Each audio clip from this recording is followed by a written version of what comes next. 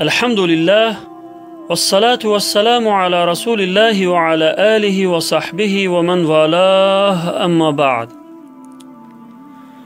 بنده پیام دارم برای ریبسرایان و مخلصانشان که امروزها در بین آنها رقابت خیلی بزرگ به وقوع آمده است. حتی در بین خود ریبسرایان هم چنین حالت را دیده می شود. از کامنتری های فحش مخلصان برای همدیگر و پهن شدن بعضی نوارهای جوابی از طرف بعضی ریبسرایان می توان این را نتیجه گیری کرد. برادر و خواهری که با ترانه و سرودخوانی و ریبسرایی خود بزم و محفل‌های را برپا می کنید که خدا و آفریدگار شما از آن راضی نیست.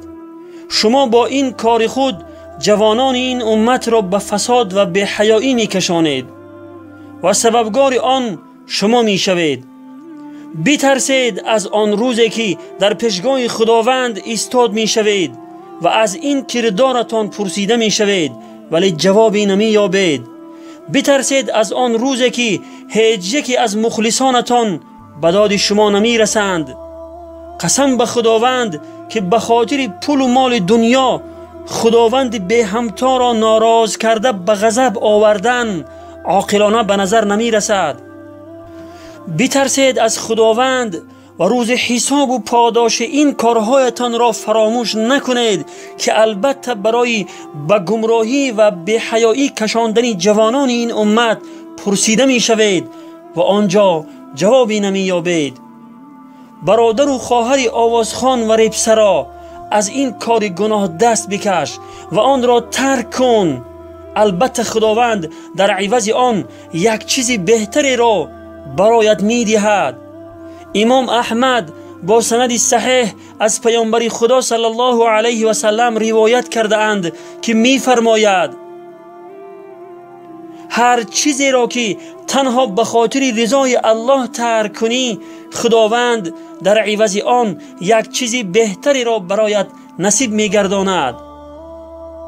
پس اگر با وجود اینقدر دلیل ها برای حرام بودن موسیقی باز هم قبول نداشته باشی و از این کار گناهت توبه نکنی، من برای تو این حدیث پیامبر خدا صلی الله علیه و سلم را بیان می کنم که فرموده اند حبک الشیء یعمی و یسم، رواه ابو داود.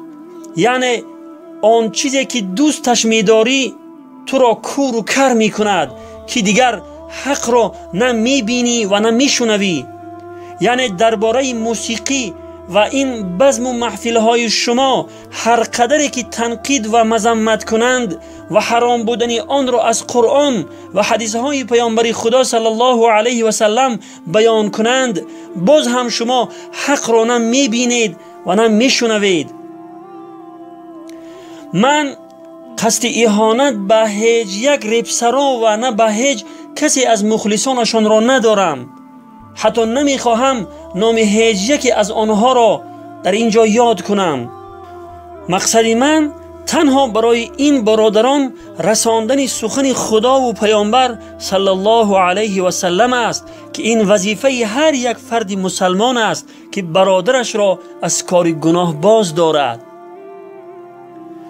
این پیام من نه تنها برای ریبسرایان بلکه برای تمام آن نفرانی است که سرایندگی می کنند و با صوت و سرودخوانی و بزم و محفلهای موسیقیشان پروردگار عالمیان را ناراض کرده به غضب می آرند. از همه بدترش آن که در بزم و محفلهای آنها زنان رقاصه با لباسهای تنگ و نیم برهنه رقص کرده صدها مرد را بیقرار کرده به گناه می کشند.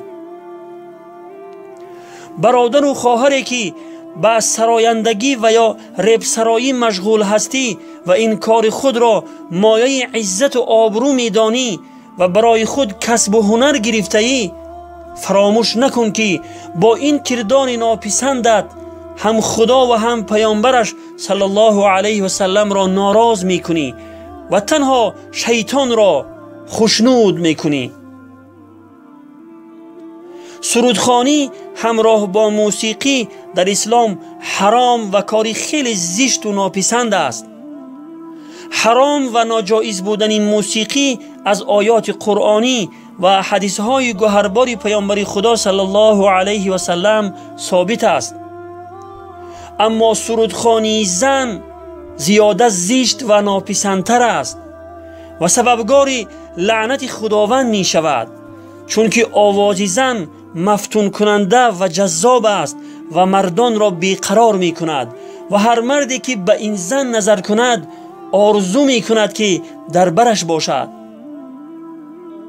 اما اگر بدون موسیقی تنها سرود خواند، به شرط اجازت است که در وصف زنان و یا معشوقه و یا در موضوعهای بیخدایی نباشد و در آن تحقیر و اهانت به دین و بزرگان دین و دیگر مقدسات دینی نباشد.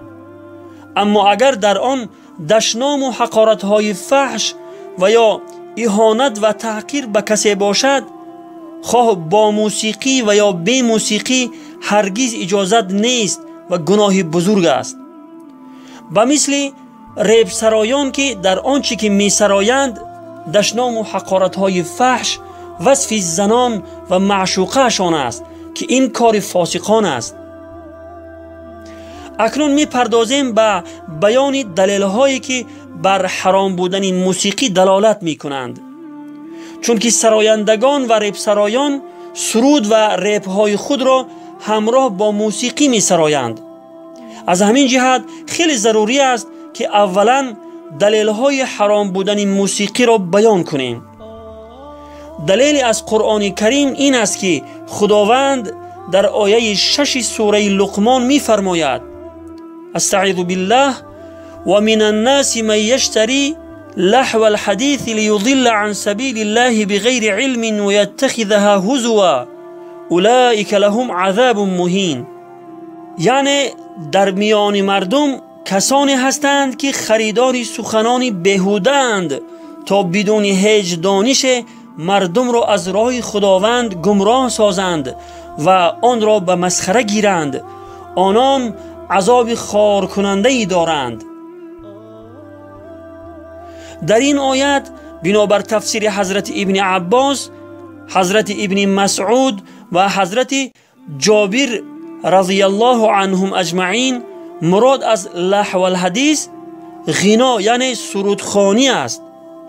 ابن مسعود صحابی جلیل القدر رضی الله عنه فرموده است: لهو الحدیث به خدا سوگند همانا غنا است، یعنی ترانه و سرودخوانی است. این صحابگان جلیل القدر معنی لهو الحدیث را ترانه و سرودخوانی تفسیر کرده اند، اما جمهور صحابه و تابعین و مفسرین آن را به معنی عام تفسیر کرده اند، یعنی هر آن چیزی که انسان را از یاد خداوند و از ادا کردن واجبات دینی و دنیوی باز دارد، آن لهو الحدیث به شمار می رود که در آن همین ترانه و سرودخوانی و اسبابهای موسیقی نیز شامل است. اگر با ترانه و سرودخوانی اسباب موسیقی به مثل رباب، سرنی و غیره همراه باشد، حرام بودن آن بیشتر است. اما موسیقی که امروزها می نوازند صدها مراتب بیشتر کاری رباب و سرنی را انجام می دهد. پس کمی اندیشه کنید که این بزم و محفل های شما و این سرودخوانی و ریبسرایی شما از نگاه اسلام حرام و ناجایز است و غضب پروردگار را می آورد. در روایت امام بخاری آمده است که پیامبر خدا صلی الله علیه و سلم فرموده اند: لیکونن من امتی اقوام یستحلون الحر والحریر والخمر والمعازف، رواه البخاری و ابو داود. یعنی از میان امت من کسانی خواهند بود که زنا و پوشیدن ابریشم و نوشیدن شراب و نواختن اسباب موسیقی را حلال می شمارند. یعنی این چهار چیز که حرام است آن را حلال می شمارند. ابن تیمیه رحمه الله در منهاج السنه جلد 3 صفحه 439 فرموده است: امامان چهار مذهب یعنی امام ابو حنیفه، امام مالک، امام شافعی، امام احمد ابن حنبل رحمهم الله بر حرام بودن نواختن اسباب موسیقی اتفاق نظر دارند. و نیز در اغاثة اللهفان روایتی از حضرت عمر ابن عبدالعزیز رحمه الله نقل کردند که می فرماید سرودخوانی و اسباب موسیقی در قلب انسان نفاق و درویگی را می رویاند، همچنانه که آب گیاه را می رویاند. علاوه بر این ده ها دلیل است که بر حرام بودن موسیقی دلالت می کند. این بود دلیل های برای حرام بودن موسیقی که با آن شما سرودخوانی و ربسرایی می کنید.